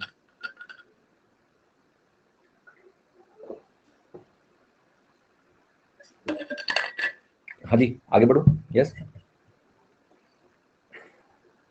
54वां सवाल कह रहा है कि एक डेटा सेट दिया हुआ है, बताओ कौन से ऑप्शंस इनकरेक्ट हैं, सही नहीं। तो इस सवाल को अगर आप गौर से देखें तो डेटा को हमें, अगर मीडियन हमें निकालना है तो हमें यार इसको सही से अरेंज करना पड़ेगा। असेंडिंग ऑर्डर में लिख लेते हैं, तो 1 2 2 2 बार है, 3 भी 2 बार है, 3 बार है, सॉरी 4 हमारा 2 बार है, लिख दिया। 5 हमारा 2 बार है, वो भी लिख दिया। 6 हमारा भी 2 बार है, वो भी लिख दिया। फिर 8 है, कुछ डेटा छूटा तो नहीं है, एक बार देख लीजिएगा।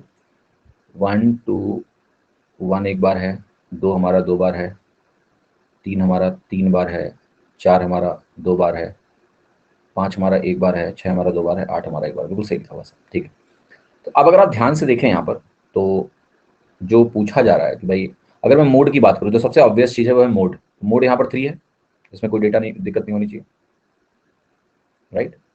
और अगर मैं मीडियन की बात करूँ तो नंबर ऑफ टर्म से आपको दिख रहा होगा 1 2 3 4 5 6 7 8 9 10 11 12 13, तो 7वां टर्म बनेगा, तो ये 4 हमारा मीडियन हो गया, मीडियन हमारा 4 है। तो कह रहा है कौन सा इनकरेक्ट है, तो ये साफ साफ दिख गया कि हमारा जो मोड है वो नहीं, अभी ऐसा कुछ नहीं हो रहा है। डी कैसे होगा, मीन बराबर मोड, तो मीन निकालना पड़ेगा ना हमें पहले। Yes, we have to find the mean.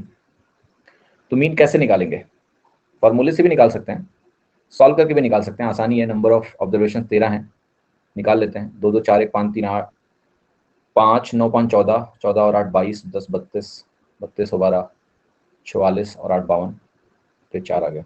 तो हमारा मीन वैल्यू कितनी आ गई, 4। तो अगर मीन हमारा 4 आ गया तो आपको दिख रहा है कि मीडियन और मीन बराबर है। मीडियन और मीन कहाँ बराबर है, डी में कहाँ से बराबर है भाई, मीन और मीडियन बराबर आया ना, अगर मीन की वैल्यू 4 आई तो। अच्छा, नॉट पूछा है, बिल्कुल सही, तो डी ऑप्शन करेक्ट होगा, मीन मोड के बराबर नहीं है। ठीक है, बाकी ऑप्शन इनकरेक्ट क्यों है चेक कर लेते हैं।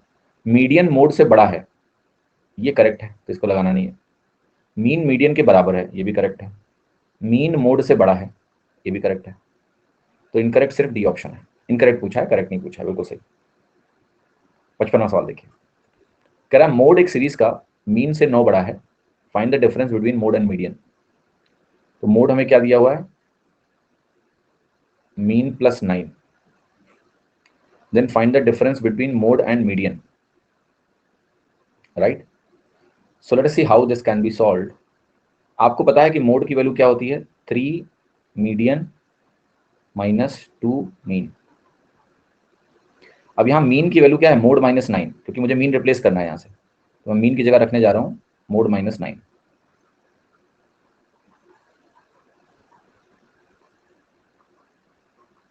अब ये 2 मोड माइनस में उधर जाएगा, बनेगा 3 मोड, और ये 3 मीडियन भी उधर जाएगा, 3 मीडियन, और ये 9 दूनी 18 हो गया। तो मोड माइनस मीडियन क्या बन गया, 9 के बराबर, 6 के बराबर, 6 के बराबर आ गया।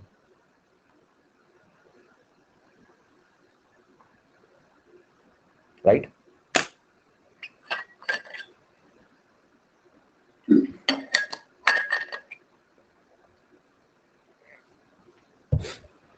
इस केस को आप जनरलाइज भी कर सकते हैं। कैसे जनरलाइज आप ऐसे कर सकते हैं कि अगर आपका मोड, ध्यान से देखिएगा, मीन प्लस एक्स के बराबर है, तो मोड माइनस मीडियन की जो वैल्यू होगी वो 2x बटे 9 के बराबर होगी, सॉरी 2x बटे 3 के बराबर होगी। कुछ नहीं करना है, आप यहां पर मोड माइनस एक्स लिख दो, ये 2 मोड उधर जाएगा, 3 मोड बनेगा। तो ये क्या बनेगा, अगर इसको x लिखोगे तो आपकी वैल्यू यहाँ 2x बन जाएगी, और 3 से डिवाइड हो गया। अब depending on your capacity how much you can remember, it's up to you, but it's a very interesting observation कि मोड अगर मीन प्लस एक्स है तो मोड माइनस मीडियन क्या होगा, 2x/3। यस और नो, ठीक है। देख, मतलब अपने रिवीजन में फॉर्मूला लिस्ट में इसको डाल लेना, ठीक है। 56वां सवाल, मीन और मीडियन का रेशियो आपको 4:5 दिया है, मीन और मोड का रेशियो चाहिए। एक काम करते हैं, मैं यहां पर लिख रहा हूं मीन, मोड की वैल्यू क्या होती है, 3 times median minus 2 times mean. तो 5 या 15 माइनस 8 7 हो गया, मोड निकल गया। अब अगर मुझे मीन और मोड का रेशियो निकालना है तो 4:7 हो गया, डी ऑप्शन, ठीक है। तो ऑल्दो तो वो 4 और 5 नहीं लिखना चाहिए था, मुझे 5x और 4x लिखना चाहिए था, बट वो x लिखने का मतलब इसलिए नहीं है कि मोड भी x के टर्म्स में निकलेगा, और अगर मोड x के टर्म में निकलेगा तो कट जाएगा रेशियो निकालते समय। तो आप सीधे उसको 4 और 7 लिख लो ना, क्या दिक्कत है। हाँ जी, क्लियर, समझे कि नहीं, कितने लोगों को मेरी बात समझ में आ रही है।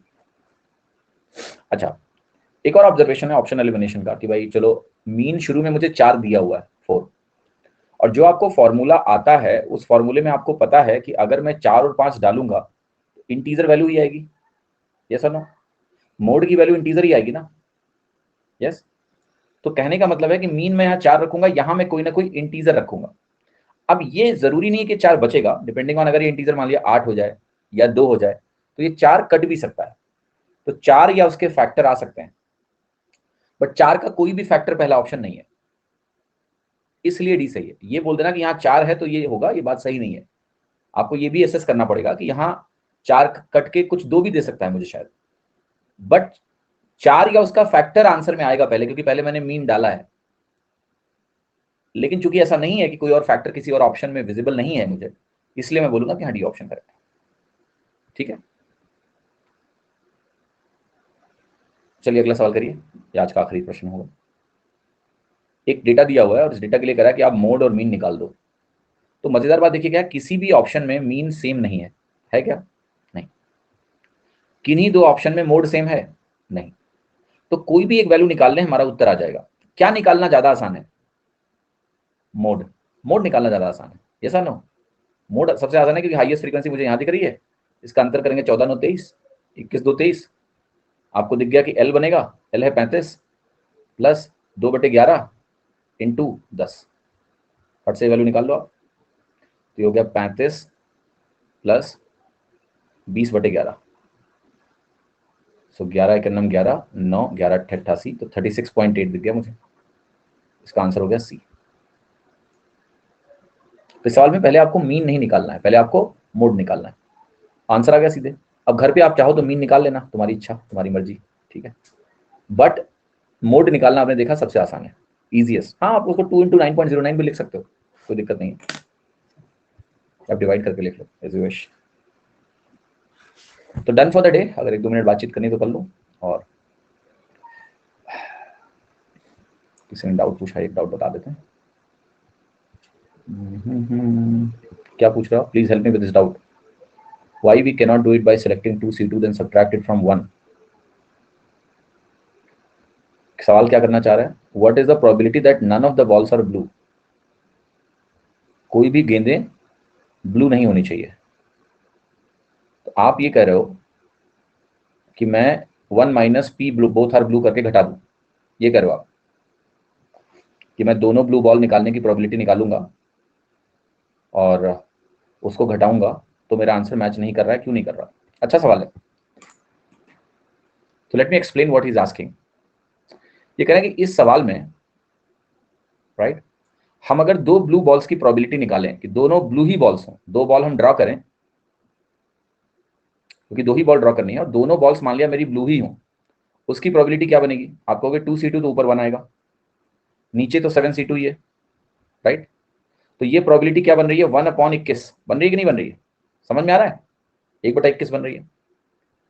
अब अगर मैं इसको 1 माइनस 1/21 कर रहा हूं तो ये वैल्यू तो 20/21 आ रही है, और 20/21 तो कहीं आंसर में आए नहीं। हाँ जी, alright. So anybody, the probability जो आ रही है तो डबल आ रही है। फ्लॉ क्या है बता सकते हो आप? हाँ जी, क्योंकि सवाल ने ये बोला था what is the probability that none of the balls drawn are blue.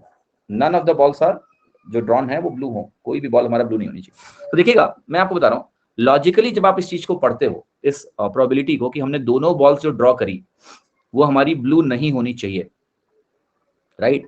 तो हमने कहा दोनों बॉल्स ब्लू होनी चाहिए, इसकी प्रोबेबिलिटी हमने निकाल ली, और फिर हम एक में से उसको घटाने की कोशिश कर रहे हैं, right.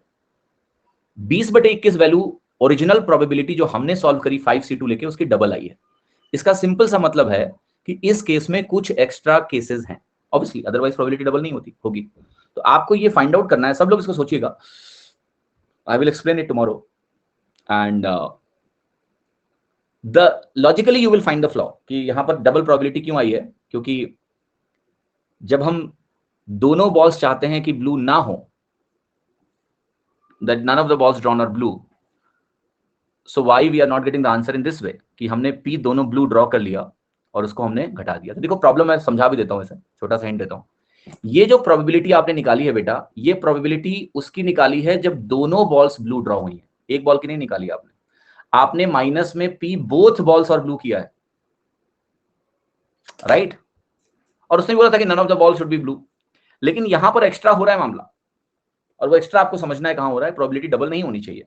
It does not matter how you know calculate probability must not give you different answer until you have counted something more। तो कुछ लोग लिख भी रहे हैं कि एक ग्रीन एक रेड भी हो सकता है, रेड ब्लू और ग्रीन वाला ब्लू वाला भी हटाना पड़ेगा। So what you are doing, आपके केस में प्रोबेबिलिटी ज्यादा आ रही है, मतलब आप ज्यादा केसेस कंप्यूट कर रहे हो। आप खुद से फिगर आउट करने की कोशिश करो कि कहां पर आप ज्यादा काउंटिंग कर रहे हो। हमने बोथ आर ब्लू हटा दिया 1 माइनस, तो why this is not giving the answer that I am looking for, that none of the balls is blue. इसके बारे में हम नेक्स्ट क्लास में डिस्कस करेंगे, ठीक है। आप सभी लोग सोचिएगा। क्वेरी अच्छी है, very good query, and if you spend some time आपको फ्लॉ समझ में आएगा, अदरवाइज आई विल एक्सप्लेन, ठीक है। चलिए, thank you so much, see you tomorrow, bye, 6 PM। अब थोड़ा रुक जाना। वीडियो अच्छी लगे तो लाइक, शेयर और सब्सक्राइब करना मत भूलना। याद तो रहेगा ना? चलो चलते हैं, बाय।